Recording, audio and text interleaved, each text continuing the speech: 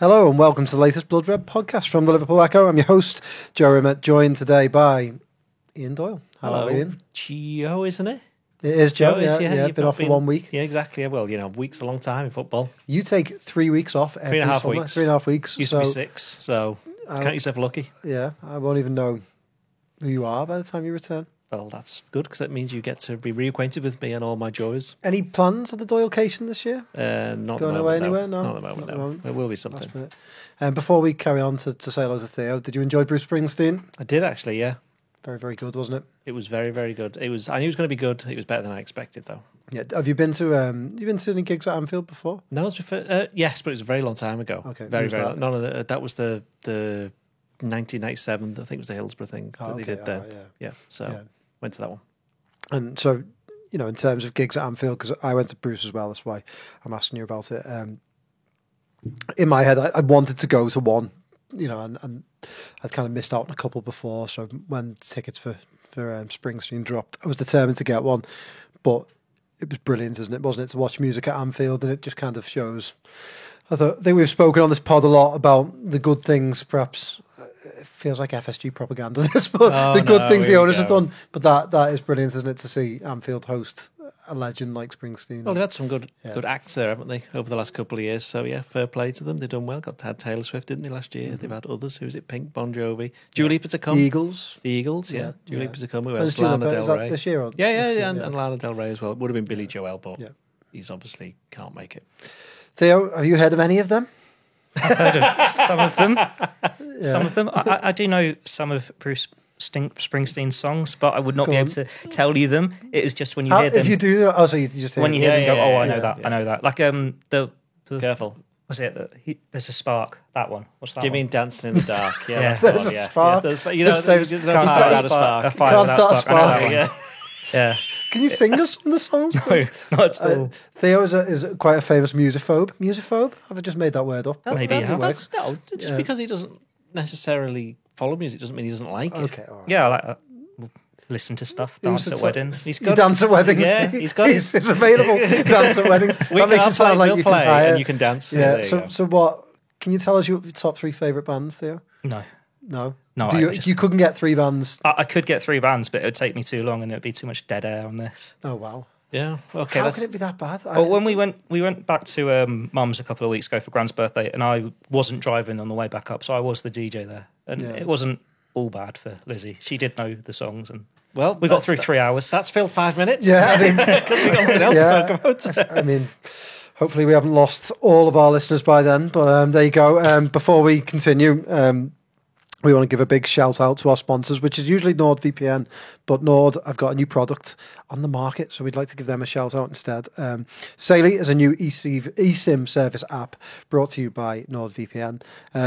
It's perfect for traveling this summer. You just download it once from the App Store with affordable prices. You can avoid scams. You can protect your privacy. There's 24/7 support. And of course, the big one, I think, especially when you're traveling abroad now, you can save on mobile data with some really good plans. So if you download Saily from App Store now, you can get a discount with our podcast. Just use the code BLOODRED at checkout to get 15% off your first purchase.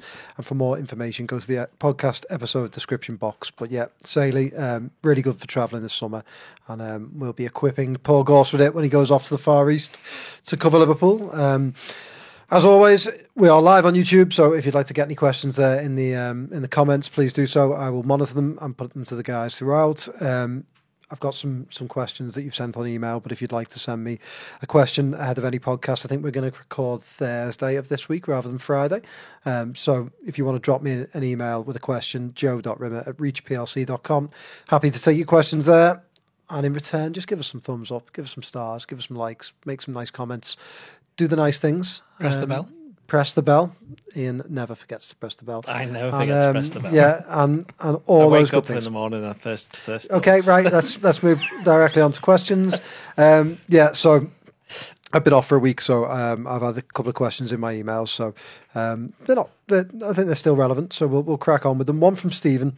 He said he was listening to the podcast a few weeks ago, and the segment discussing Frimpong. He said when you mentioned that player release clauses are generally not public knowledge, it got me wondering about other aspects of players' contracts. Are details like add-ons or wages also private, or is there more information readily available? Besides release clauses, what other common elements of player contracts are not typically disclosed to the public? I mean, pretty much everything, really. Yeah, but all of it is like wages contract. is one, isn't it? Yeah. Like, people don't disclose each other's wages to each other in their normal everyday life, although I'm very much a believer that they should do.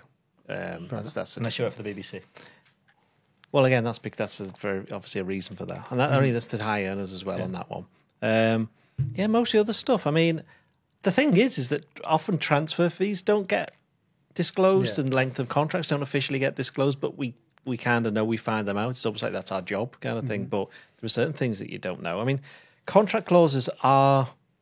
It depends really, because Trent's got one for like €1 billion, hasn't he, or something daft like that? Different in Spain. Well, I'm saying in certain countries they just do that as if to say, like, you've got no chance of doing this, and they make it as a big deal, as if to say we've signed this player for how much, and we regard him that much that we've given him €1 billion release clause.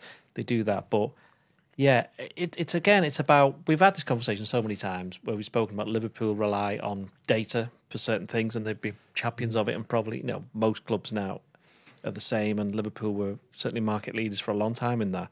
But it's nothing if you don't know the people that you're dealing with, you don't have relationships, and that's where Liverpool have been able to get so many good deals over the line, both in terms of buying players and selling them, is the actual human relation with person to person. So that's how things get found out. Somebody might have said, like, oh, this particular player, he quite fancies a move to one of these clubs, and we'll let you know. The agent might let you know the release clause is this much, and you quite fancy it, and then you go, okay, thanks for that. And then it's that knowledge more than anything else. You can get knowledge from the data, but you get knowledge from finding out information.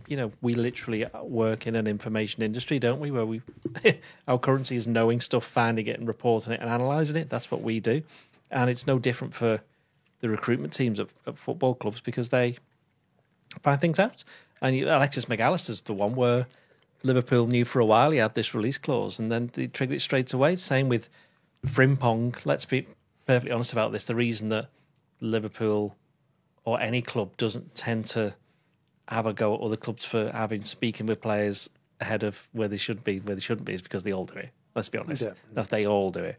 But there's certain ways and means that it protects the clubs in a certain way. But Liverpool would have known for a while about Frimpong. They would have, if not speaking directly to them, it's always through an intermediary that they'd have gone, well, do you think he might be interested in a move? And then the minute they get a yeah, then they can do things formally. That's the way these things work. It's very rare for any club just to go in cold and just say, go, fancy signing in.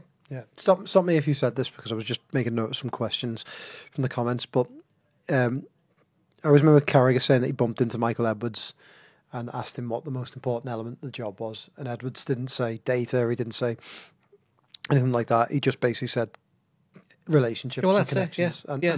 And that's what Edwards is known for, is finding out some of these clauses, and Richard Hughes has got a similar reputation, hasn't he? Well, that's it. That's why these people are in these jobs, or why they progress to these positions. So there's people at other clubs who are exactly the same, and it's knowing these things. And of course, with the bigger clubs like Liverpool and the other ones that have got even more money, that they do that on the with the knowledge that, okay, this player is available, and I know for a fact that we can almost certainly sign him if we put in this offer. It's a different level if you're going further down the leagues, because they tend to not have release clauses and stuff like that. If they are, they're quite minimal. But at the top level, and which is obviously what Liverpool operates at, then yeah, this is the kind of thing that you need. And it's long been not just Premier League clubs; it's all over Europe. Hence, Leverkusen. I'm trying to think of what other deals. Did Liverpool have any deals with Leverkusen recently? I don't think of any before now, but they would be like Emre Can. But Emre Can's one, but they possibly, I don't know. Again, whether they've been talking with them about Xabi Alonso last year, I don't know. I don't necessarily think that's the case. But the point is, they'll know people there, and people move around in different jobs, don't they? So the Leverkusen whoever deals with them. It's not Simon Rolfs. It's not. Is it? He was the sporting director. He's the sporting director, isn't he? Yeah, he's played for Germany.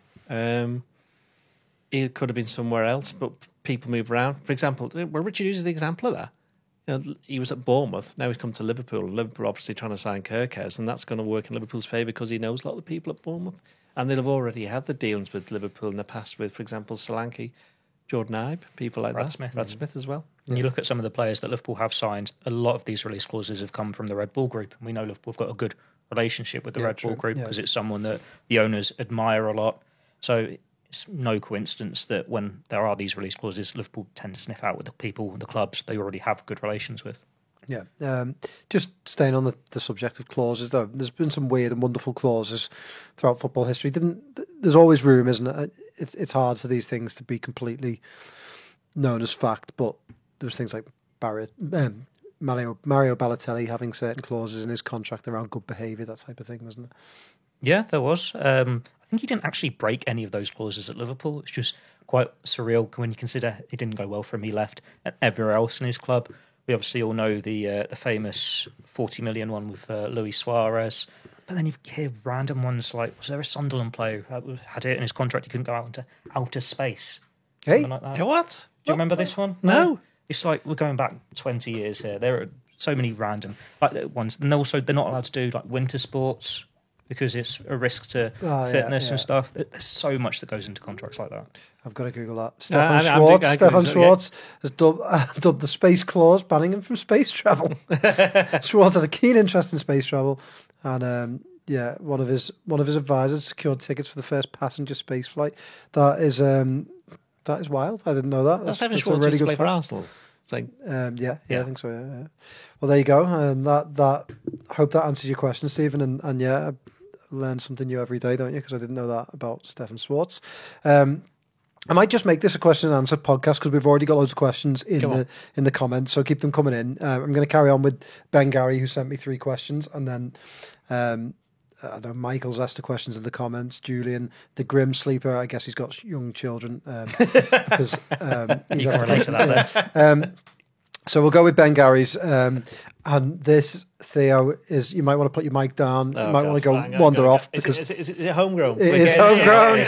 So this is Theo's speciality. Are there any concerns around homegrown players in Liverpool's squad? I know Frimpong replaces Trent thanks to his time at City's academy, but with Kelleher on the way out, Morton not in the picture, and even questions around Elliott. How close are Liverpool getting to missing their homegrown quota? Theo, take it away. Well, technically it works the other way around. It's a limit on your non-overseas players, so you can still build a squad of 17, have a few under-21s players, and that's fine. You can get by without any homegrown players. The whole reason it's in place is to encourage you to have those homegrown players. Liverpool have had a number of them who've come of age this summer, including Elliott, Bradley, Quansah. I think Morton did last year. Owen Beck might have done last year as well. We've seen talk about the goalkeeping situation. Like Jaros might go on loan, but he was homegrown. Harvey Davis has got a new contract. He's homegrown. So there are ways around it. They're not probably going to have a 25-man squad, but they're not going to be left short either because you've still got talented players who are still under 21 who can beef it out a little bit. Maybe they'll go and sign someone who is like Anthony Gordon. I've seen they've signed Frimpong, but it's not going to be a case of really panicking here because they have got so many players that have come in recent years who get that status or just haven't got it yet. And like I said, while you have room for 8, you can get by with 17 without it. So just for clarity, the more homegrown players you have in the squad, the more overseas players you qualify for, essentially. You're not allowed more than 17 overseas. Okay. So you're allowed as many homegrown players as you want, but you're not allowed more than 17. So if you have the 17 full quota, then it makes sense to have the 8 homegrown. Okay. It's semantics, isn't it? It's basically just a way of saying you can only have 17 overseas players. Yeah. Is PSR a factor for Liverpool in spending big this summer? Ben says, I struggle to keep track of the finance stuff, and I know the calculation is changing at some point. But Liverpool, I mean, it's a factor for everybody, isn't it? That's the whole point of it. But I think Liverpool have... I can't keep up with it either, but I'm sure I read somewhere a while ago saying Liverpool could spend like a ridiculous hundreds of millions of pounds, they'd be okay, which means they're not going to spend 300 million net spend, are they, this summer? So it's essentially based over 3 years, isn't it? And it depends how much profit and loss you've made. Liverpool, I think, made a profit 2 out of 3 years and made a loss, but you can offset your losses by infrastructure. Our ears have pricked up from our producer, who probably knows a lot far more. He's an Evertonian, probably knows far more about PSR, but you can offset some of your losses with investment in infrastructure like stadium, like other things like that. So I think Liverpool's investment in the Anfield Road end will offset some of those losses. But so they're I also think fine because of pure profit. Yeah. Like they've sold Trent, they've sold Kelleher. You look at some of the players that will go. So it's an Elliott, a Tyler Morton, that had it last year with Vandenberg. All these players, it's massive boost for the books, isn't it? The short answer is no. They have no issues with PSR, and again, the sensible running of the club, good selling, good buying, means they're in a pretty strong position. Why are you laughing? Good buying, except it's Good buying. saying hello. Yeah. Anyway, go on. And the final question from Ben. We all love contract talk. He says, after the season, I could do without the talk of will they, won't they sign for a while. Who do you think they need to see tied down? Well, pretty simple answer. It's Konate, isn't it? Is the next one. Konate. He's the only one, isn't he? Because there's a couple of them with 2 years to go, like Diaz, and there's a few of them, isn't there? Diaz and Elliott. Alisson technically has one left, but he's got the option. He's got two. So he said it's going to be activated. Yeah. I mean, you could argue that they've already prepared for Alisson in some respect. Konate's the one because what happens this summer with him could determine whether they sign a centre back. I mean, the left back situation, they're obviously after Kirkes, so that kind of covers Robertson long term. So, yeah, I mean, and then Diaz as well. I'm not sure whether they are massively keen to give him a new contract. I don't know. That's what the reports were last week, wasn't it? That was Gorsty's piece. They're not. They're not. Yeah, they're not doesn't mean that they it, won't do it, but he's got 2 years left, and because he's 28, it looks like we'll just see how things go. Whether that involves Saudi Arabia coming in with a bid for £85 million, then you go, I think that is always a factor, isn't it, for them? Because they I saw that Bruno Fernandes, 31, isn't he? And I saw that a club in Saudi was willing to bid like 100 million for him. So I think probably clubs think now, don't they, that even if Diaz plays another year for Liverpool, has 1 year left, they can probably look to the Saudi market to shift him for more money than they'd have ever got for someone with a year left on their contract otherwise. So there's got to be a bit of that, I think, with clubs. Everyone is asking, so let's address the vets in the room. It's about the Hungarian goalkeeper, isn't it? Yeah, they all want to know. Let's move on to vets. We've still got some good questions about plenty of other things, including one about John Barnes, which I think you will like. Even though Bayer and us are not in the Club World Cup, do you guys think we will look to complete the Wirtz deal before the deadline tomorrow? I don't think it matters, does it? I don't think it really matters. They'd sooner do it, but they'd sooner have done it last week. But it's just a matter of It doesn't open again like 5 days later. Yeah, I don't think it's going to make any difference, that. If you see any stories of like facing a deadline, that's just clickbait. Clickbait is what it is. If people put that in a headline. Fake news. Fake news, yeah. Misinformation? It's a bit strong. Okay, yeah, it's a bit strong. This is one of them that talk us through. As I say, I've been off for a week. I actually haven't been able to keep up with that much of it. But Liverpool made another bid at the weekend. Yep, £113 million bid. Became public knowledge on Friday. 100 million up front, 13 million in add-ons. It seems that Leverkusen are holding out for a little bit more. We know they've been putting it. The asking price was 125, 126 million with the Euro translation. It looks like they're probably going to have to break the British record and meet somewhere in the middle. Yeah. I think Gorsty's original piece was saying maybe 115. It's now looking it might be a little bit higher than that. Yeah. So I mean, it is a massive, massive show of ambition, isn't it? Whichever way you look at it. Yeah, it is. Liverpool, they've had this willingness to break that record before. Yeah. Obviously, when they signed Van Dijk, Alisson, they would have done with Caicedo.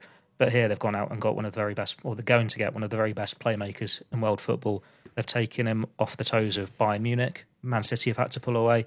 And when you're Premier League champions, you're going and putting that out there. That is a massive sign of their ambition. Maybe that's something that they've had to mention to like a Virgil van Dijk or Mohamed Salah in contract negotiations, because we've seen Van Dijk allude to him being convinced by the club's ambition and their plans going forward. And you're excited to see Florian Wirtz in a Liverpool shirt because he is supposed to be one of these amazing generational talents, and he's still so young as well.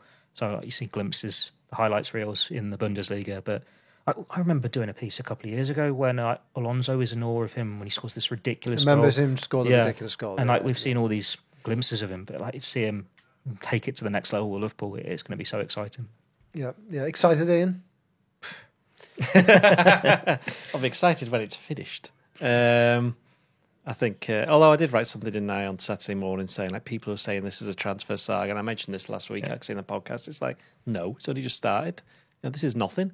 Just because the world of the internet and we live today where nothing happens for an hour, it's the end of the world, and some fans think he's going to leave and join Man City or Bayern Munich. Now, interesting thing is this: Ryan Cherky, who looks like he's going to City for about a third of the price or something like that.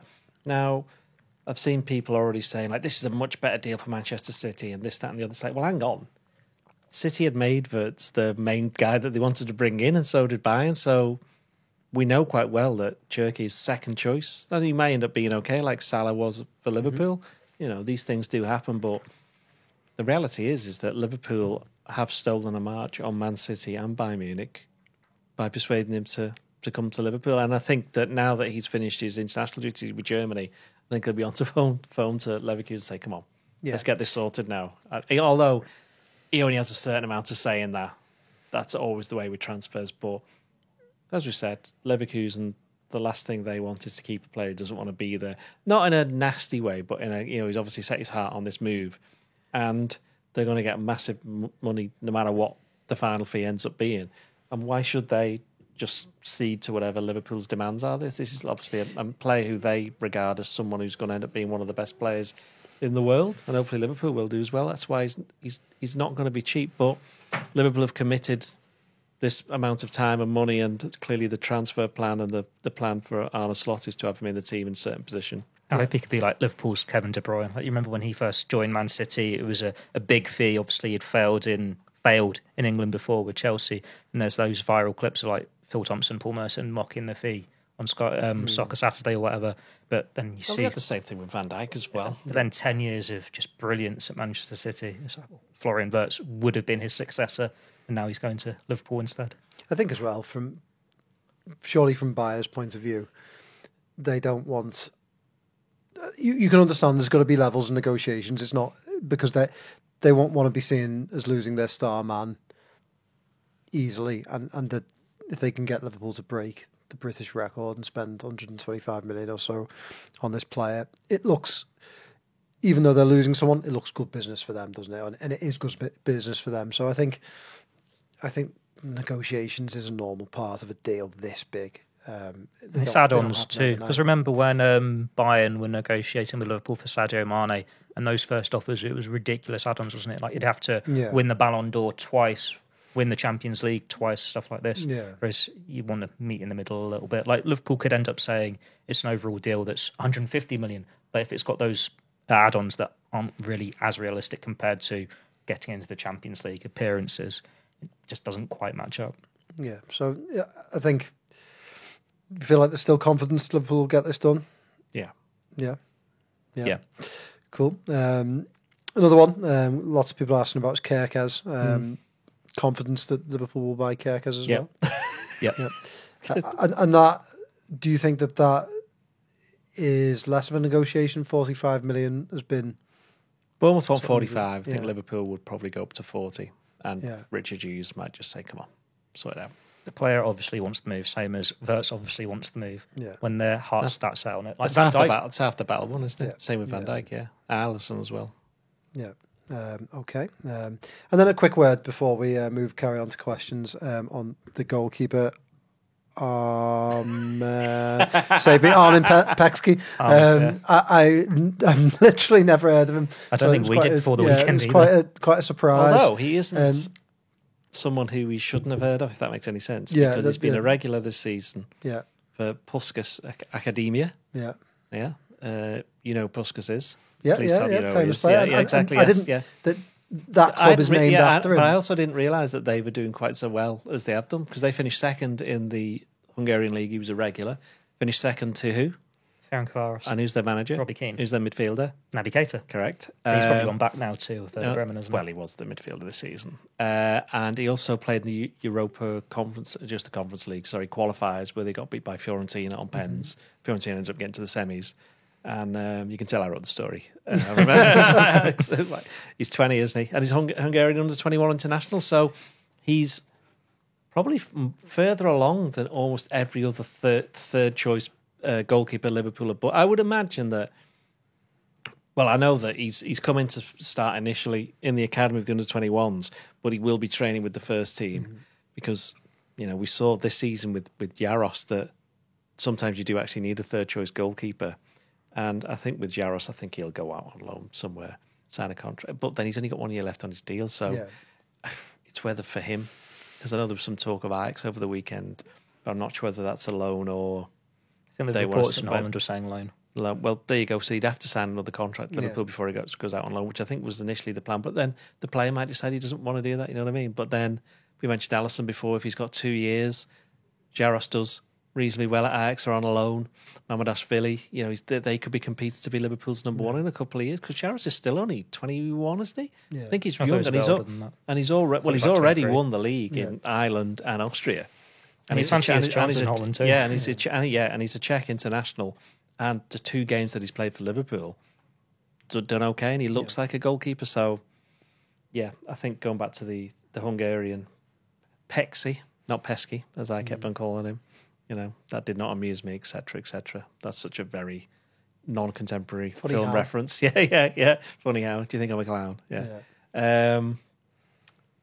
So he's going to be third choice, but he's somebody who's come with quite a lot of experience for somebody who's only 20. Yeah, it feels like. Keller rated him so highly. Wish him luck at Brentford, but it feels like Liverpool have lost a player, a really, really good player there. But now feel quite strong in that position. They were strong in that position anyway. When you consider Mamardashvili is coming in, you've still got Jaros there. But Liverpool have been very good with managing the goalkeeping department. Probably a decade now, maybe a bit longer. Obviously, Lloris Karius didn't work out as anyone would have hoped, but. You look at some of the players they've had in that academy who maybe haven't made it at Liverpool, but have gone on to do elsewhere, like Peter Galatsky. Who's the one? Was it Grabara, the Polish one? Yeah, he's gone. Where did he go to? He's in Germany. I was Wolfsburg. He was at Copenhagen. That's right. Yeah, he went to Denmark. So we've got some good pedigree here with the goalkeepers. Like Danny Ward, I know he didn't do particularly well. Got a lot of money for him though, but they got a lot of money. And also Wales international player at a World Cup and European Championships. Yeah. So they have got a really strong. Scouting department, whatever, behind the scenes, people know what they're looking for. And this Mamardashvili coming in along with Petski, maybe it's the next Dudek Kirkland double deal. Like forward planning for the future when it is looking after Alisson. No, that was Dudek Kirkland was a bit stupid, I think. But this is funny though, because it all does feed back into the question before about PSR, and bringing a player like Kelleher, getting a good fee for him, Ward getting a good fee for him, and these 3 players now, they've got Alisson. Mamardashvili might become Liverpool's number 1 for the next 10 years, and Petski might leave for 10 million. In which case, Liverpool again are protecting themselves and making sure that they're strong in areas like PSR. And I'm sure Jaros, he looks a good player. I think he'll go on and have a good career somewhere, just like you're saying Galatsky and others have. So it doesn't hurt these players either, does it? They go on and have good careers, and everyone's happy. So Liverpool obviously have got that department pretty right, haven't they, as you say? So, they've done well. Okay, back to some more questions. We'll mix it up a little bit with another question from Michael, who asked about Wirtz before, but says, John Barnes signed on this date in 1987. I love Barnesy. Which modern player would you say is closest to him? So for the young folk who didn't see him at the time, and how much would you say he is worth? John Barnes now? In today's money. Oh, £150 million easily. Yeah. John Barnes is literally one of the best players who's ever played for Liverpool. Seriously. And we'll talk about this. The Liverpool team in 1987 that he comes into, and it's regarded as one of the best Liverpool teams ever, certainly attacking. And then he gets injured the following season for a bit, and they're suddenly nowhere near the same. It wasn't just down to him, but the difference when he was playing and when he wasn't playing was remarkable for that team for about 4 years. So, and he was alongside some very, very, very good footballers. So John Barnes would be worth at least £150 million. What's at least a shame about Barnes as well is the area he's in. It's the 4-4-2 left footer on the left side, Whereas you think football for the last 20 years, when it's been those inverted forwards, how many would he have scored if he was that left footer cutting in? He still scored loads. He still scored loads. I think he beat Rush to the Golden Boot maybe in 89-90. He was certainly up there. Yeah. So he wasn't playing up front. You put him on that inverted role where it is more a goal scoring. So imagine what those returns would have been. And he's still someone who got over 100 goals for Liverpool. And he was, for 3-4 years, probably one of the top 3 players in the world. Yeah. Who would you compare him to? Tough one, really, because he was very much a traditional winger in some respects, but then he ended up playing down the middle and ended up playing centre mid by the end of his career. In terms of a Liverpool team now, I've got to say Diaz, but he's like miles better than Diaz, if that makes any sense. Yeah. A similar type of player. Yeah. Diaz is a more traditional. We don't really have wingers in the same way that even when I was growing up, they're not similar players, but Diaz carries the ball. He's very energetic. He tends to stay a little bit wider than some of Liverpool's other players. Oh God! You're just walking in up there, producing. Yeah. It's nice that he's listening. So he's a bit more of a traditional winger in that sense. Yes, but it's hard. It's the old thing. It's hard to compare eras. But if you wanted to have John Barnes now, because don't forget that he was fast as well. And he was strong, and he could score, and he could take free kicks, and he could take corners, and he could head it, and he could sometimes defend if he could be bothered doing that. But he didn't really normally have to. He'd be playing for Liverpool now. Are you playing for any of them now? Joe, you and me, we obviously don't remember him playing, but we'll have seen so many of his goals, and they're just world-class, stunning ones. You'd be like, oh my God, how's he scored that? Is it one? Was it Everton when he cuts in on the right foot, and that's his weaker foot? That was bends for at all the that top one, corner. You've seen the one, was it QPR, where he jinks one way, jinks the other, runs from like the halfway line in the box, finishes well. There's so many really good goals that he scored, and even later in his career, like overhead kick against Blackburn Rovers. The thing as well about Barnes is that whenever he then got the ball, it was like everybody was like, "Oh, yeah." There's not many players that as soon as he gets the ball, you're like, "Oh, hang on, what's going to happen here?" You sometimes get that. Well, you get that with Salah now. Still get it with Salah now, I think. But it's very rare for players to, as soon as they get it, that's what's going to happen here. Like you thinking the lad at Barcelona, Lamine Yamal. He's a little bit like that. He's brilliant. Okay, Julian says, assuming we sign Kerkez and Wirtz as planned, do you boys have us down as firm title favourites at this stage, or is Ian still backing Arsenal? What I would say is this. If Arsenal or Chelsea don't win the Premier League or Champions League next year, the manager's getting sacked. Okay. Now, I know that's not answering the question, but I just wanted to put that. Well, yeah, I just wanted to put that up there anyway. It's too early to say because I want to see who everybody else is signing. But I do think for Arsenal, it's an absolute, if they don't win it this year, that's it. Then I think the team would just get pulled apart. I agree with that. I'm not necessarily think that Arteta will get sacked because if you finish second by a point again. Yeah, but then it's like how many times? But I agree that then do you start to see a team? I wonder Arsenal-wise whether they can come back from this season as strongly because I think this season must have knocked them big time. That they've had 2 seasons of being challengers. They've been waiting for that City drop off. This season must have hurt them psychologically, and with the injuries. And that's counted completely if they sign a good striker who gets them 30 goals.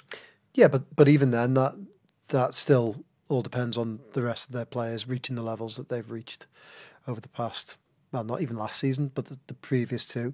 So they've had some good moments, haven't they? They had a little run in the Champions League, which may have boosted them a little bit, but I do think I'm very interested to see how they come back and whether they can come back as strong. I wouldn't say they're going to be like, say, Liverpool favourites, potentially, at the moment. I wouldn't say they're the ones you worry about most. I'd still go Man City will be back. I think City will be back as well.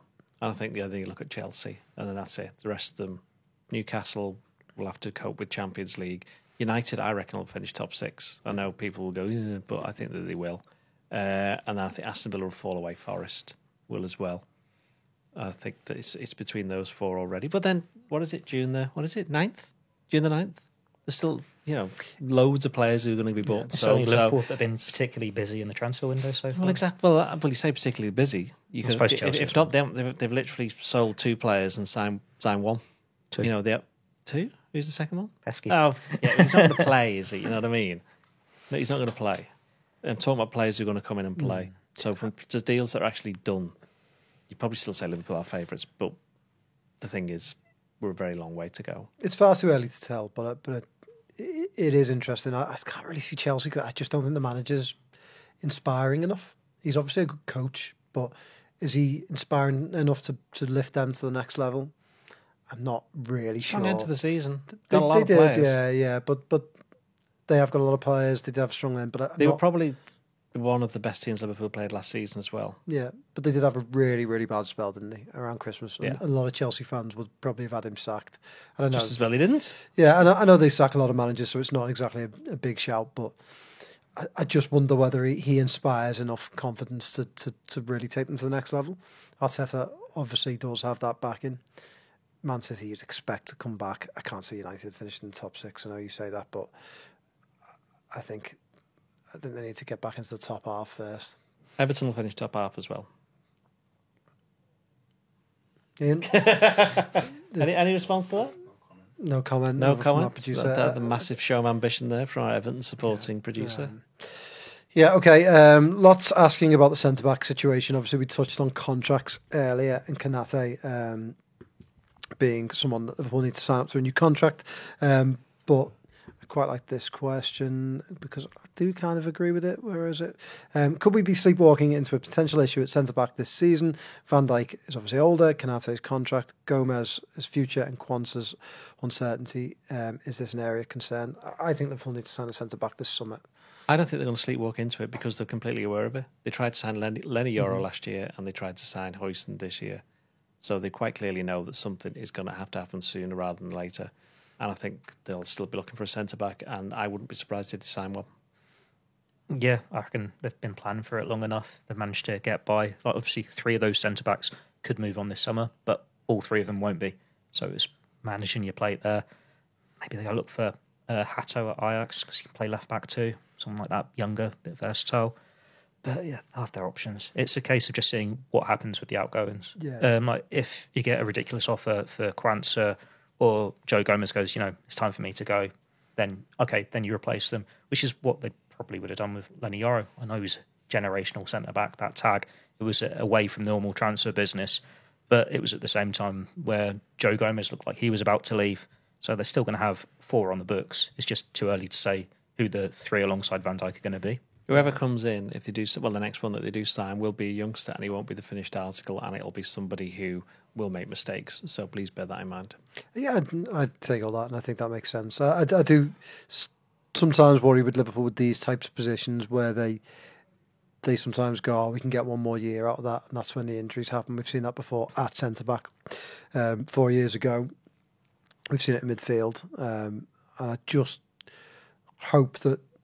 They've obviously got ambitious plans this summer, but I think they do need to get someone there because I just got a feeling Konate will end up going if he's not signed the contract by now. Oh, he's definitely going to go. Yeah, I think. I think. Well, he will go eventually, obviously. But I think he's on the Real Madrid. But I feel the same as you do that he'll either go this summer or next summer.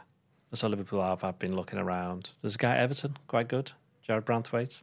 His ears pricked up again there. Yeah, he would. We were talking about this before we came in, and saying that his value's probably gone down from last year because he didn't play as much, and other players have kind of progressed, if that makes sense. So in relative terms, I'm not saying he's going to become a worse player.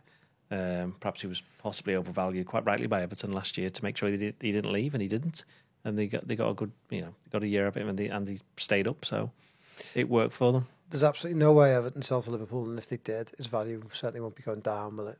Well, I don't think there's absolutely no way that Everton will not sell to Liverpool. Sorry, Everton will sell to Liverpool because there's always a way. There's always a way. Especially if they're asking for Ben Doak. Exactly. There's always a way. Okay. You'd have thought that there's no way that Liverpool would have signed Anthony Gordon. I know he didn't go in the end, but the fact that it was Newcastle came to Liverpool with that deal. Yeah, of course, but I just mean because there was a reason for them to do it, and then when they didn't have the reason, they just went no. If you're Everton's new owners, and one of your first bits of business is to sell your prized possession to your local rivals, no matter the money, it just doesn't add to a club who've been through a lot recently. Anyway, I mean, I would be interested in. I don't know whether he's got a mic. I would be interested. But that he has would be got my a mic. reading. He's turning his mic on. I'm going to ask him the question: is Jared Branthwaite Everton's most prized possession? From an asset point of view, I think so. Yeah, he's the one who would, you get most value for.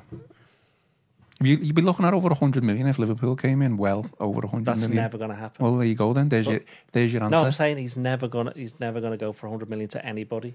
No, if Liverpool came in for him, why? Because of the notoriety of the rivalry. I agree with Ian Kroll, not Ian Doyle, because I think, again, if you're Everton's owners, if you're going to have to sell him, you might sell to Chelsea, you might sell to Man United, but selling to Liverpool, you've got to almost double the price to even sell that to your fan base. David Moyes will have to say, won't he? It's like, if we sell Branthwaite for 60, 70 million, we get Ben Doak and you can reinvest that money in the squad. It's what his squad looks like next season. But David Moyes David Moyes knows how to play to his audience, doesn't he? In terms of he knows Everton fans better than anyone. So he's again not going to want to sanction a deal to Liverpool. I just can't see that one happening. But I do think people have behaved in the past. And if they buy Branthwaite, would he not go straight into play? Because you said they're more likely to buy a young centre half who makes mistakes and doesn't play. But then it's a sign, and we mentioned Konate, didn't we? So yeah, you'd imagine it'd be what happens. Konate goes. Branthwaite plays on the left as well, does he not? He's a left-sided centre back. Yeah. So does he fit alongside Van Dijk?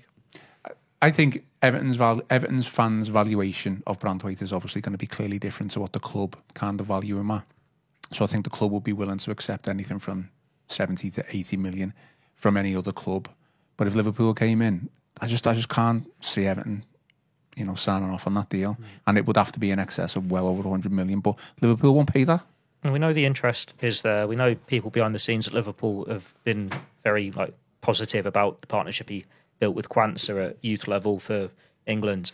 But at the same time, Van Dijk has just signed a new 2-year contract. So maybe it was something you have a conversation about last year, knowing the interest is there when you didn't know what Van Dijk's future was going to be, or 2 years ago when Branthwaite was doing well on loan at PSV Eindhoven. We know Liverpool had scouts there because they signed Cody Gakpo from there at the time.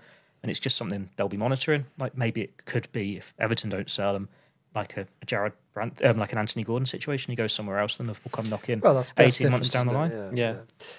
Someone's asked, what is the most important part of the team's spine? Goalkeeper, centre back, centre midfielder, or striker, in your opinion, and why? Yes.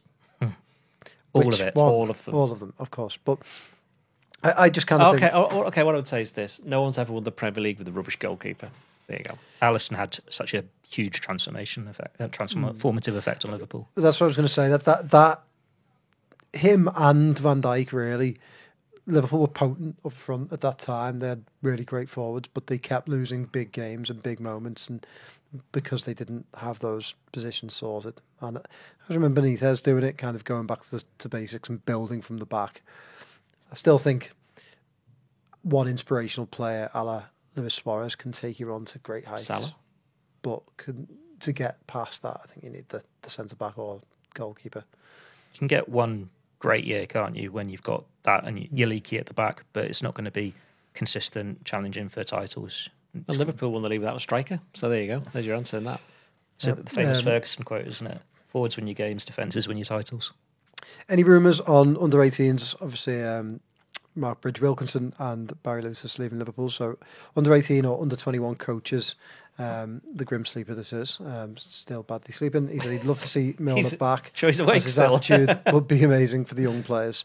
Milner's getting a new contract at Brighton, isn't he? He's unfortunate with injury this year, but he said he's going to carry on playing. Yeah. And he's only, 15, 20 games off Barry's record, so it's not going to be Milner. Gareth Barry, not Barry Lewis. Yeah. There's loads of rumours, but we don't really know. The interesting thing is that the under-16s head coach is not long been appointed either. So it's just all changed, isn't it? The academy, it's been a tough one for the under-18s, and particularly under-21s did okay, but then barely won a game after November, I think it was, certainly in the Premier League too. So it is, these things just come to a natural end, don't they? Really, so. Whoever comes in, it's not going to be a particularly easy job. Another question, a new number 9. What about Gonzalo Ramos at PSV? Scores goals, works hard. V or G? PSG, sorry. And can't get in the PSG team. Liverpool still want a number 9, do you think? It'll depend. Well, it depends on whether Núñez leaves or Diaz leaves. I If think Núñez that's doesn't leave, that's something that is dependent on, like the centre back is dependent on what happens with the players who are already there. Yeah, like you look at the current squad, what they're looking to do. Trent went, so then you know they needed a right back. Obviously, you need to address the left back situation. New backup goalkeeper, Mamardashvili, and Wirtz. It's just, we can get him, let's get him. Everything else is down to outgoings. If Diaz stays, you don't, and Núñez stays, you don't need a forward. If your 4 centre backs stay, you don't need a centre back. But if there's movement there, when so many of these Liverpool players are being linked with Essex at the moment, they're going to have to get replacements. And the only reason they would allow Núñez to go is if they've got somebody lined up. Be stunned if Núñez is still at Liverpool beyond this summer, though. Wouldn't you be surprised? I would be. Well, where's he going to go? Saudi, back to Portugal. The last thing you want to do with Núñez is send him out on one of those awful loans where you... No way. Yeah, no way yeah. That's going to happen, no. Because what's the point? You may just keep him. Yeah. But Liverpool will surely be hoping that Saudi interest comes back so they can get some money. Have you said this before? I think Atletico Madrid would be a great move for him. Him and Simeone.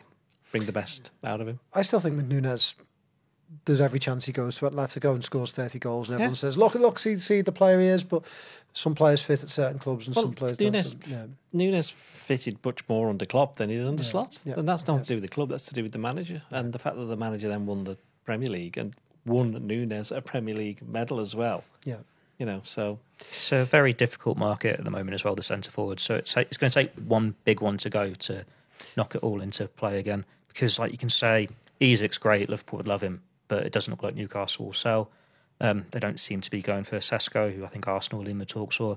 Obviously, Osimhen's turned down Saudi, and now it's a big squabble over where he's going to go. But he will want ridiculous money. Wouldn't go near Osimhen. I mean, I don't think Liverpool would anyway, but it just strikes me as one of those players where everyone's been linked with him.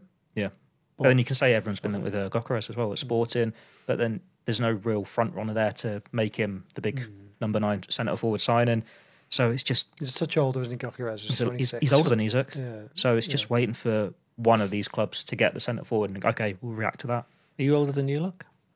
How old do you think I look? I don't know. I don't think I want you to say on a podcast. Yeah. Should we ask the comments? How old does everybody think that Joe is? That's what we should ask. I just had a birthday on Saturday, so if you had a birthday, I'll give you a clue. Yeah. It's below 40. If you follow Joe on Twitter, you should be able to work it out. Yeah.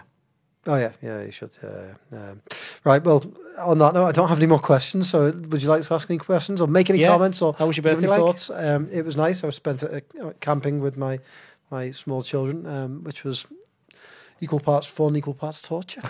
How's your sleeping pattern? You're a grim sleeper. I'm not actually a grim sleeper, actually. They're old enough now that we don't really sleep grimly. But you did go camping, though. Which I did have a grim sleep at the weekend because it was absolutely freezing in the middle of the night. But yeah. It's June in England. What do you expect? No. But you didn't get attacked by the deers, no? Didn't get attacked by deers, no. Yeah, so... Anything else you'd like to ask? Did you get any nice presents? Surely you got none. I got some trainers and a MyZone, which I'm not going to explain, but I'll explain afterwards if you want. Can't just leave that there like that. It's like a heart rate monitor for the gym. Oh, just to make sure you're still alive, basically. Mm-hmm. Yeah, that's good. Yeah, thank you, Ian, for reminding us to get back to business. Tomorrow. I've got Amos Waldman coming in, who is the cousin of Dan Kay. You'll remember Dan from our podcast, sadly passed away a couple of years ago. We've got a book coming out celebrating some of Dan's best long reads on some of the best players and some of the worst players as well in Liverpool history. Amos is going to come in and talk about that book and the Dan Kay Foundation, which helps support men's mental health charities. Sam Carroll is also coming in with him. Sam will join us on the podcast. We'll have an after here tomorrow morning, and that should go out Thursday or Friday. Friday, possibly. Probably Friday. And then we'll be back on Thursday to do our normal Blood Red podcast. We'll probably do it similar to this with lots of questions. It's great when you all get involved in the comments, so thank you very much. And if you'd like to email me a question, joe.rimmett@reachplc.com. I think it's Paul Gorst and yourself. It's not me. Not you? No. Are you in Thursday? I am. Gorsty and Theo. So get those questions in and we'll answer them there. Liverpool.com are podcasting tomorrow or they've recorded, so that is out tomorrow. I've had a very busy week. Well, you will be. Ian, what's that on? Can you give us a flavour? Sorry, I don't know.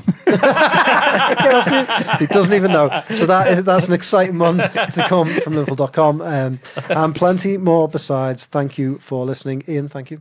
Theo, thank you. Thank you, Joe. Yeah. See you tomorrow. Goodbye.